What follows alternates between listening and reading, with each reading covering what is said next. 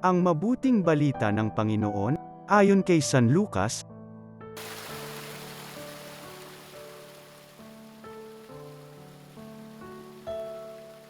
Noong panahong iyon, sinabi ng Panginoon, ipalagay nating kayo'y may aliping nag-aararo, o nagpapastol kaya ng tupa. Pagkagaling niya sa bukid, sasabihin ba ninyo sa kanya, halika at nang makakain ka na? Hindi. Sa halip ay ganito ang sinasabi ninyo, ipaghanda mo ako ng hapunan, magbihis ka, at silbihan mo ako habang ako'y kumakain. Kumain ka pagkakain ko.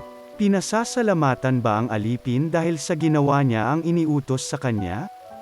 Gayon din naman kayo, kapag nagawa na ninyo ang lahat ng iniutos sa inyo, sabihin ninyo, kami mga aliping walang kabuluhan, tumiyupad lamang kami sa aming tungkulin. Ang mabuting balita ng Panginoon.